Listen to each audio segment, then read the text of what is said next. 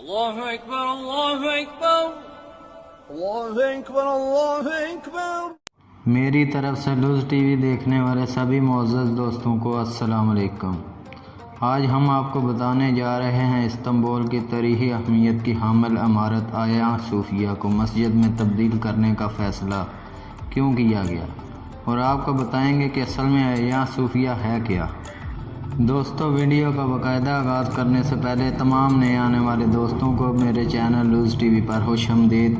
اگر آپ نے ابھی تک یوٹیوب پر موجود ہمارا چینل لوز ٹی وی سبسکرائب نہیں کیا ہوا تو جلدی سے چینل کو سبسکرائب کر لیں اور ساتھ موجود بیل آئیکن پر پریس کر دیں تاکہ تمام معلوماتی ویڈیوز کے نوٹیفیکیشن آپ کو بر وقت ملتے رہیں۔ ترکی کے صدر طیب اردوغان نے استنبول کی تاریخی اہمیت کی حامل عمارت آیا صوفیہ کو مسجد میں تبدیل کرنے کے صدارتی حکم نامے پر دستخط کر دیے، جس کے بعد سے عالمی سطح پر ان کے فیصلے پر افسوس کا اظہار کیا جا رہا ہے۔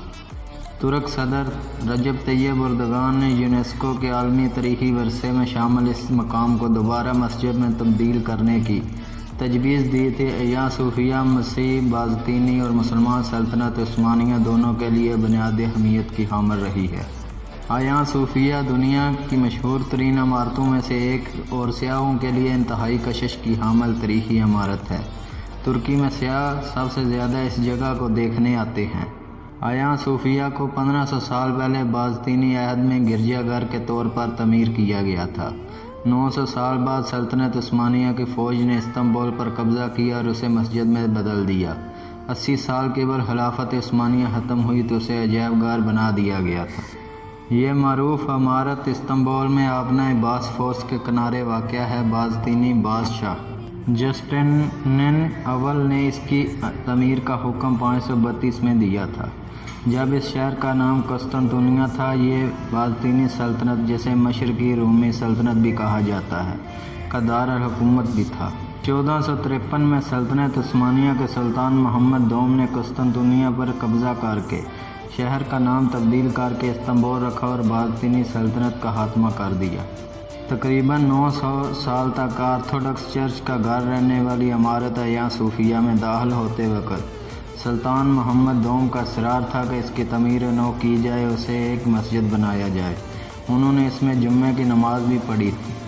فتح قسطنطنیہ کے بعد وہاں مسلمانوں کی نماز و اجتماع کے لیے فوری کوئی جگہ گاہ اور عبادت گاہ نہ تھی، اس لیے سلطان نے آرتھوڈکس کلیسا کے اس تاریخی مذہبی مرکز کو مسجد بنانے کا ارادہ کیا۔ چنانچہ سلطان نے اس عمارت کو اور آس پاس کی زمین کو اپنے ذاتی مال سے خریدا۔ اس کو مکمل قیمت کلیسا کے راہبوں کو دی۔ علاوہ ازیں سلطان نے اس کے لیے مسلمانوں کے بیت المال سے بھی قیمت نہیں لی، بلکہ طے کردہ پوری قیمت اپنی جیب سے ادا کی اور اس عمارت اور زمین کو مسلمانوں کے لیے وقف کر دیا۔ خرید و فروخت کے دستاویزات آج بھی ترکی کے دارالحکومت انقرہ میں موجود ہیں۔ آیا صوفیہ کی عمارت فتح قسطنطنیہ کے بعد سے 481 سال تک مسجد اور مسلمانوں کی عبادت گاہ رہی، لیکن سلطنت عثمانیہ کے خاتمے کے بعد جب مصطفیٰ کمال اتاتürk ترکی کا سربراہ بنا تو اس نے مسجد میں نماز بند کر کے اسے عجائب گھر یعنی نمائش گاہ بنا دیا۔ جولائی 2020 میں اسے دوبارہ 1935 سے قبل والی حیثیت دے دی گئی ہے۔ ترکی میں قدامت پرست مذہبی رہنما اور قوم پرست برسوں سے آیا صوفیہ کو مسجد بنانے کے لیے دباؤ ڈال رہے تھے۔ تجزیہ کاروں کا کہنا ہے کہ صدر اردوغان نے ان کوششوں میں اپنا حصہ ایسے وقت میں ڈالا جب ان کی سیاسی اہمیت کم ہو رہی ہے۔ آیا صوفیہ کا بڑا گنبد استنبول کے منظر کا لازمی حصہ ہے، جہاں ہر سال 30 لاکھ سیاح آتے ہیں۔ یہ 2019 میں 38 لاکھ سیاحوں کے ساتھ ترکی کا مصروف ترین مقام تھا۔ حالیہ برسوں کے دوران اس میوزیم میں مذہبی سرگرمیوں میں اضافہ دیکھنے میں آیا۔ اگرچہ آیا صوفیہ کو مسجد میں بدلنے سے سیاحوں کو آنے سے نہیں روکا جائے گا، لیکن ناقدین کا کہنا ہے کہ اس کی نوعیت میں تبدیلی سے اس کی کشش میں کمی آئے گی۔ امریکہ اور یونان نے اس فیصلے کو تنقید کا نشانہ بنایا ہے۔ امریکہ نے اپنے ایک بیان میں کہا کہ آیا صوفیہ کے درجے میں تبدیلی سے اس کی مختلف مذاہب کے درمیان ایک پل کا کردار ادا کرنے کی صلاحیت میں کمی آئے گی۔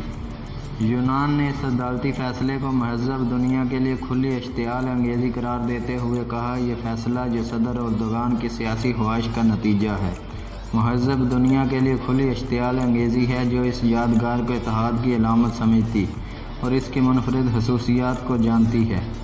اقوام متحدہ کے ادارے یونیسکو نے فیصلے پر افسوس کا اظہار کیا۔ ترک حکام نے اس سے کہا کہ وہ بلا تاخیر اس بارے میں گفت و شنید کریں۔ یہاں یہ بات قابل ذکر ہے کہ ترک صدر اردوغان ایک ٹی وی انٹرویو میں کہہ چکے ہیں کہ یہ ترکی کی خود مختاری کا معاملہ ہے۔